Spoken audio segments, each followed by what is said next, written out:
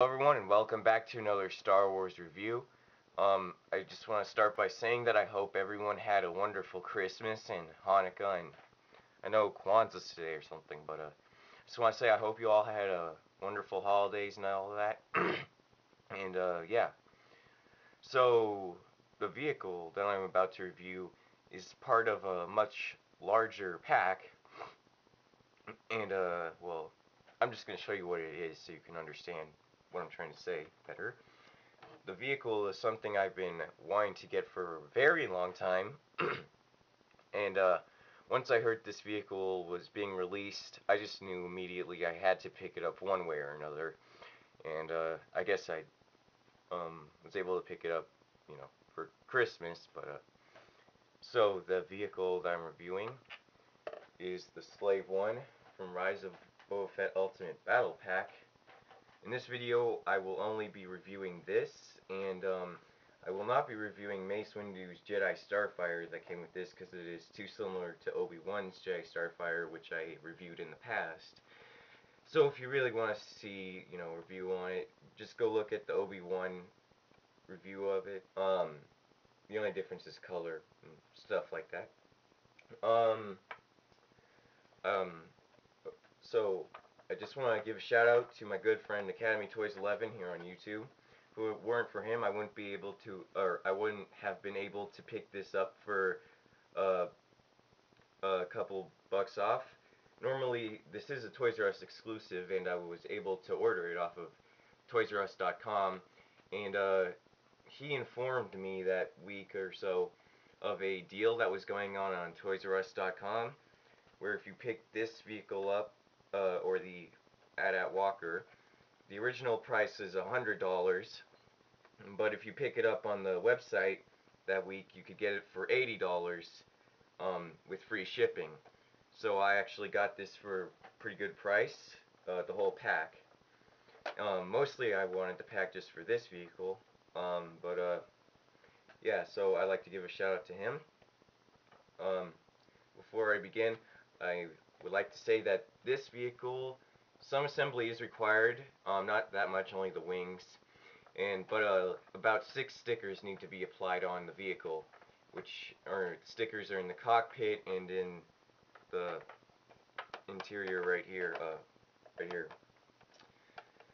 So, yeah, a little piece of information. About a year and a half ago, um, back when I was all into, trying to get in touch with a bunch of other people I was familiar with on YouTube.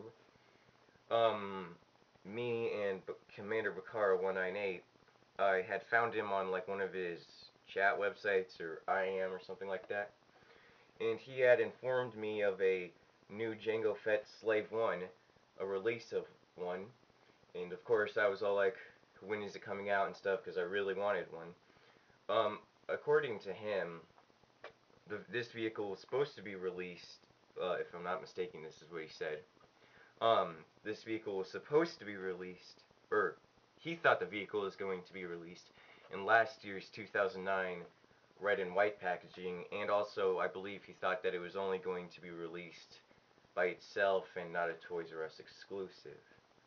So that's just a little interesting fact right there, and obviously it is a Toys R Us exclusive alongside a couple other figures, about 5 figures, and um, a vehicle, and it's in the new 2010 line. So, yeah.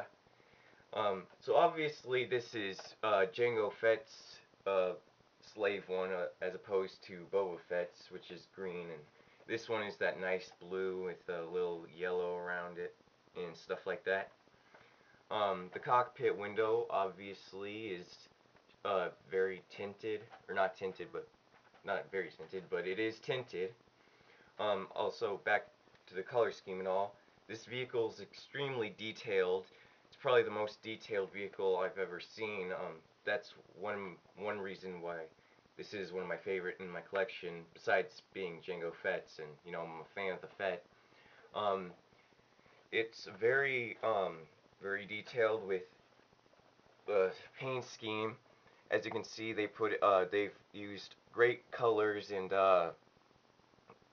took the time to detail it very well.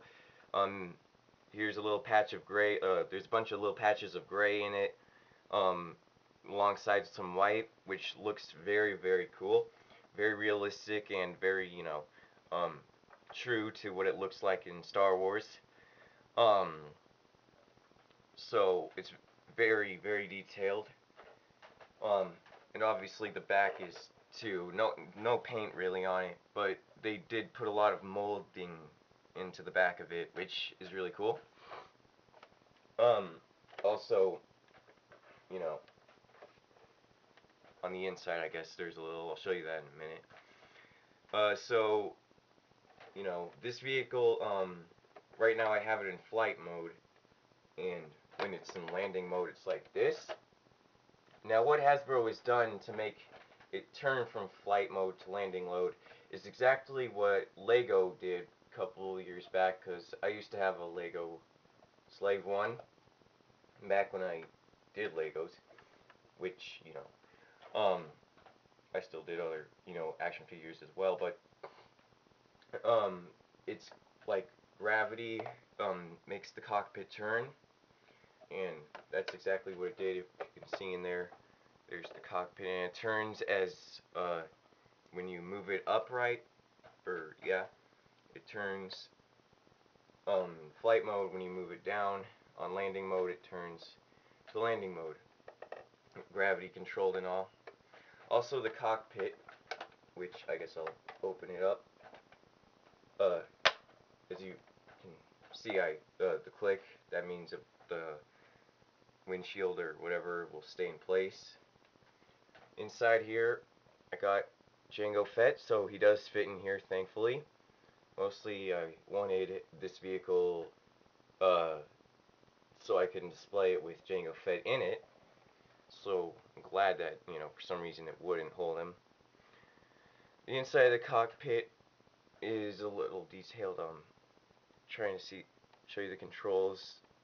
There's no color in the controls like they've been doing with a lot of vehicles lately, but the outside makes up for it. And the cockpit is pretty large. The cockpit does click into place when you put it on landing mode, and to get it in flight mode, just move the wings and it will unlock itself or whatever. Below the cockpit, there's like a little crawl space. I don't know for what. Maybe some stowaways or something can hide in there. Maybe some weapons, actually. Would be a cool place to put some weapons, I guess, of his. So, yeah. If you want to look there. Yeah. Obviously, room for 3. You can put, Boba Fett and all of them in there.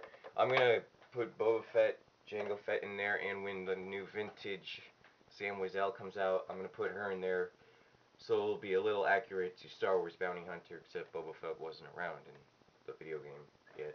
So, but Also, I'll show you the interior, which it only opens on one side, which is the right side, I guess.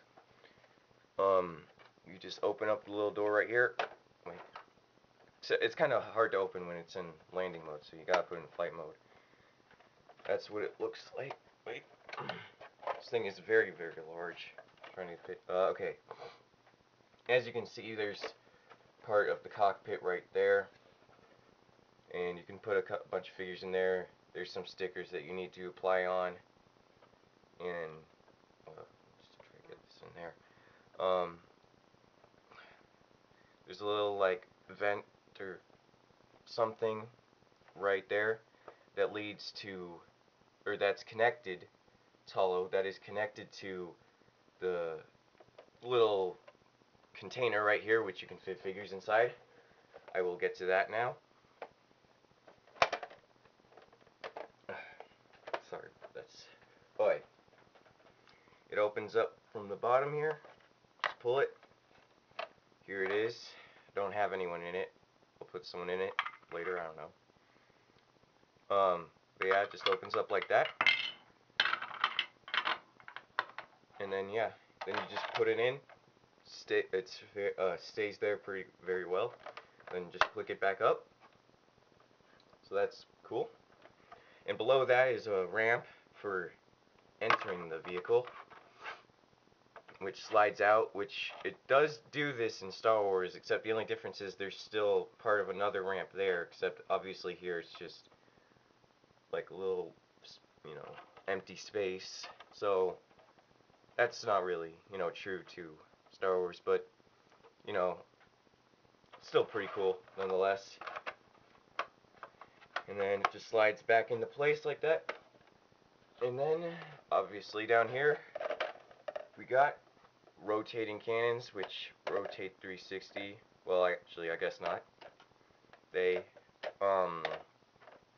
also fire. I'm not going to do that, but here's what they look like. Wait. Pretty cool. And another feature is the little dropping bombs on the bottom. You just push this button down right here and they'll fall out. You know, I don't really want to lose them or anything, but here they are. We see these in episode 2. I don't know about it in the actual Clone Wars series. I missed a lot of the last ones. I saw one of the Boba Fett ones, but not with the ship in it. Like, where he was, I think it was the first one. Or maybe, I don't know. So yeah. I think that's about it for features on the ship. It's a very, very cool ship.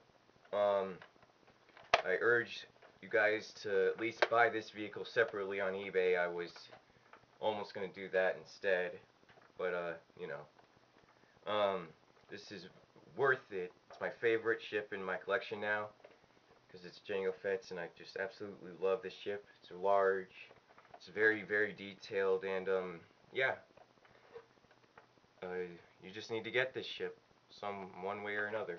So yeah. So I hope you liked this review. So until my next review, keep collecting.